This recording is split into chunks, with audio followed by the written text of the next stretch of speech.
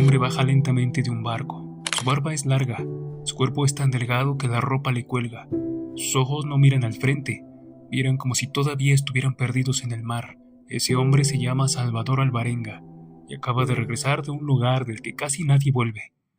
Durante 438 días no tocó tierra, no habló con nadie, no supo si volvería a ver un rostro humano. Flotó en el océano sin saber si el siguiente amanecer sería el último.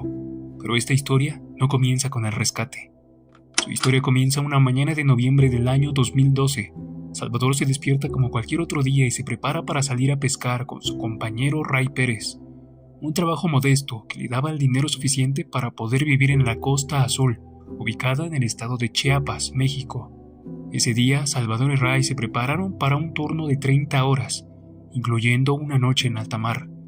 Las cosas que solían llevar para ir de pesca eran mudas de ropa, cobijas, un GPS y la radio que les ayudaba a comunicarse con el puerto. Además de una nevera de 1,5 metros de largo que les servía para conservar el pescado que consiguieran en su jornada de trabajo. Ese día navegaron por más de 6 horas mar adentro, hasta un sitio en donde sabían que la pesca era buena. Todo procedió con normalidad. Pescaron hasta que la nevera se llenó, por lo que de madrugada decidieron regresar a la costa para descansar y reponer las provisiones del bote para salir nuevamente. Al llegar a la costa, Ray le dijo a Salvador que tenía que ir a firmar unos documentos de su libertad condicional, pues Ray estaba en libertad bajo fianza por unos pequeños robos que había cometido. Le dijo que regresaría pronto y que esperara su regreso para poder ir a pescar nuevamente. Ese sería el último día en que ambos compañeros y amigos se verían. Al pasar las horas y ver que su compañero de pesca no regresaba, Salvador decidió buscar a alguien más para que lo acompañara. Encontró a un joven con ganas de trabajar llamado Ezequiel Córdoba, un chico de 22 años. Ambos se conocían pues ocasionalmente se encontraron en juegos de fútbol que se organizaban en el pueblo, pero nunca habían trabajado juntos. Ese día, Willy, el dueño de los botes, les advirtió a los pescadores que una tormenta se aproximaba a la costa, pero por mucho que la experiencia le hubiera enseñado que, exceptuando huracanes o resacas importantes, poco había que impidiera que los pescadores se echaran a la mar. Ese día, 10 barcas zarparon sin imaginar que la de Salvador sería la única que no regresaría. Salvador confiaba en que estaría de regreso a tierra en 1 o 2 días con la nevera llena antes de que la tormenta llegara. Durante su trayecto, el mar empezó a cambiar sin pedir permiso. Las olas ya no se movían, se levantaban. El viento dejó de empujar el bote y empezó a golpearlo. Ezequiel ya no vomitaba por mareo, vomitaba por miedo. Miraba al horizonte como si buscara una salida que no existía. Salvador, en cambio, no gritaba, no corría, no entraba en pánico. Pero por primera vez en 15 años de pesca, sabía que el mar estaba dejando de ser suyo. Las olas crecían. El bote subía y caía como si alguien lo soltara desde el cielo. Entonces Salvador entendió algo terrible. Si no aligeraban el peso, no iban a regresar. Tomó una decisión que ningún pescador quiere tomar. Uno por uno, empezó a lanzar al mar los peces. Más de 300 kilos de trabajo, pero el mar no se calmó. La tormenta los alcanzó por completo. La noción de dirección desapareció. Solo existía el ruido del viento y el golpe del agua en el bote. Intentaron regresar. 5 horas de viaje les esperaban, en un mar que ya no obedecía. El GPS dejó de funcionar. El agua había entrado al tablero y entonces el motor se apagó. No se detuvo lentamente. Murió. Salvador tiró de la cadena una y otra vez intentando encender el motor, pero nada. El bote quedó a la deriva, en medio de la tormenta, en medio del océano, en medio de la nada. Salvador tomó la radio. Logró comunicarse con su jefe Willy en la costa. Empezó a dar coordenadas, aproximaciones, referencias, pero una ola cayó sobre ellos como una pared. La radio salió volando. Las provisiones desaparecieron y Ezequiel cayó al mar. Por un segundo, Salvador pensó que lo había perdido. Se lanzó hacia él, lo tomó del brazo, lo jaló con toda la fuerza que le quedaba y lo regresó al bote. Ambos se quedaron ahí, empapados, temblando, en silencio, sin que el motor funcionara, sin radio, sin algún rumbo. Sin saberlo, todavía, acababan de salir del mundo. Mientras tanto, en la Costa Azul, sus compañeros de pesca sabían que Salvador y Ezequiel se encontraban en problemas. Enseguida se organizaron para intentar rescatarlos. Ray fue uno de los pescadores que se ofreció como voluntario de la primera búsqueda, pero no tuvieron éxito, pues fue imposible encontrarlos y el mar aún seguía muy agitado, lo que dificultaba aún más la búsqueda. Durante los siguientes días salieron más pescadores en su ayuda, así como autoridades locales, tanto por mar como por aire. La búsqueda se extendió por 7 días, pero desgraciadamente no los encontraron. Por otra parte, Salvador y Ezequiel tuvieron que resistir hasta que después de una semana la tormenta terminó. Ambos habían sobrevivido, pero con los motores dañados sabían que no podían volver a la costa.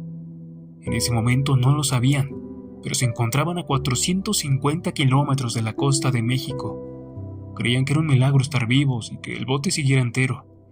El sol quemaba sin descanso, la piel se les abría, los labios se les partían.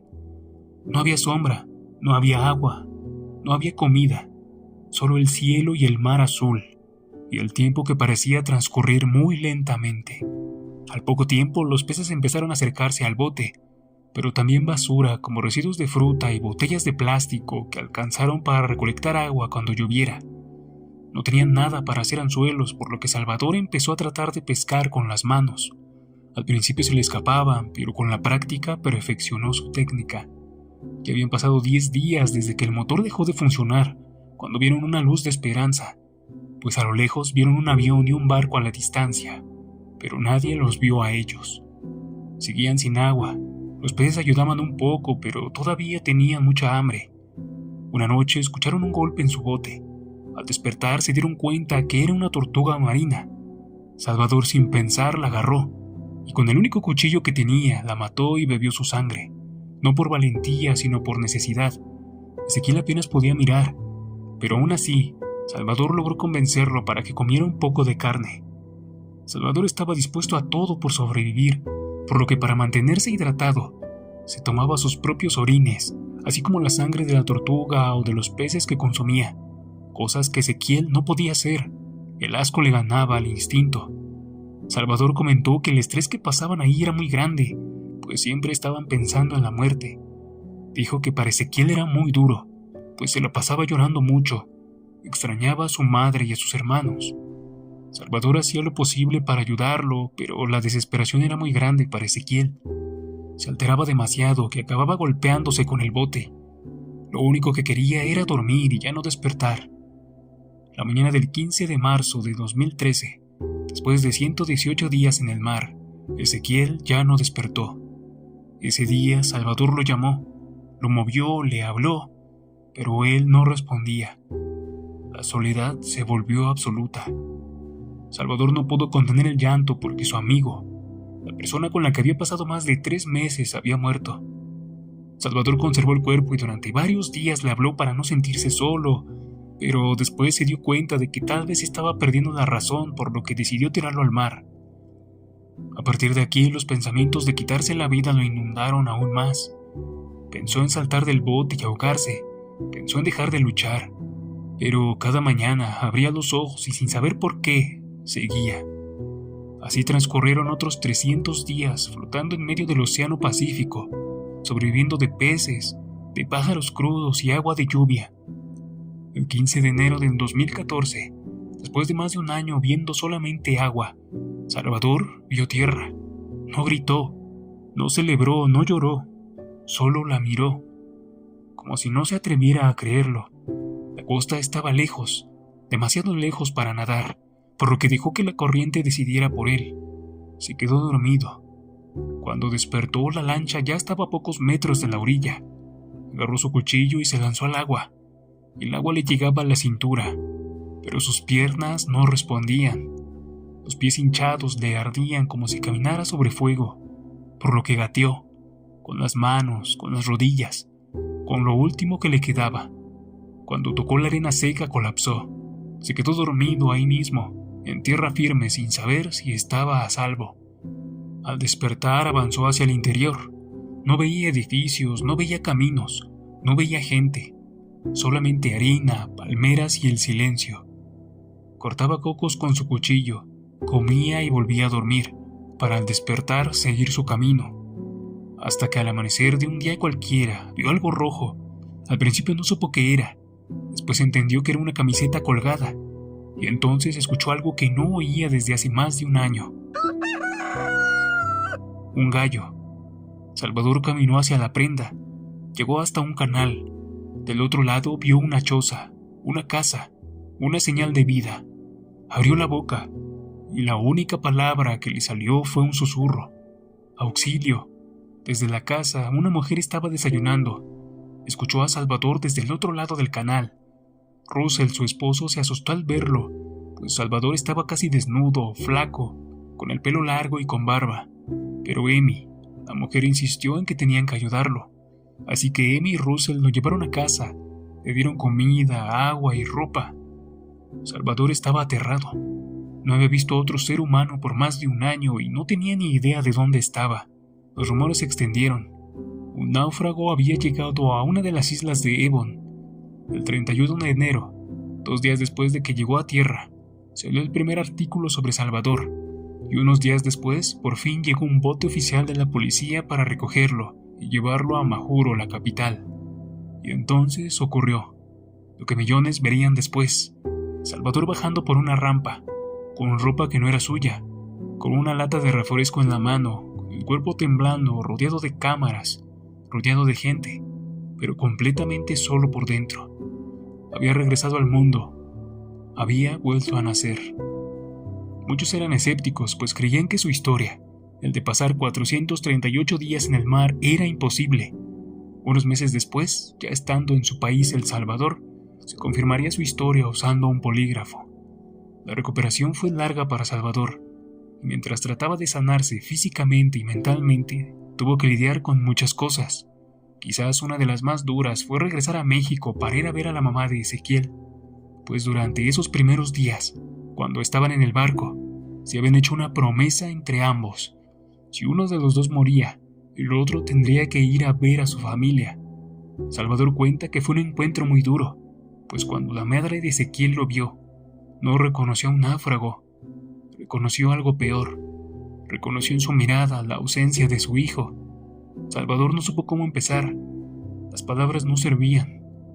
La miró y solo pudo decirle: ¿está preparada para lo que le voy a decir? La mujer no respondió, no preguntó, no gritó, no reclamó. Solo lo abrazó y empezó a llorar. Un llanto que no necesitaba explicaciones, un llanto que ya sabía la respuesta. Al final, esta historia no trata solo de un hombre perdido en el mar. Trata de lo que ocurre cuando se apaga todo lo que conocías, cuando ya no hay mapas, cuando ya no hay respuestas, cuando incluso la esperanza empieza a cansarse. Salvador no sabía a dónde iba, solo sabía que si dejaba de remar, que si dejaba de intentarlo, se hundiría. Perdió a su amigo, perdió la certeza de que volvería a casa, y aún así, siguió despertando, siguió buscando comida, siguió hablando con el silencio, siguió existiendo incluso cuando existir dolía, porque sobrevivir no siempre es querer vivir, a veces es simplemente no rendirse, y tal vez, por eso esta historia nos duele tanto, porque de alguna forma, todos hemos estado alguna vez a la deriva, sin saber si alguien nos está buscando, sin saber si la costa existe, sin saber si valdrá la pena seguir flotando, pero seguimos respirando, seguimos avanzando, seguimos creyendo, aunque sea en silencio, y quizá, al final, no se trate de llegar a tierra, se trata de no soltarnos de nosotros mismos, antes de que la marea decida por nosotros.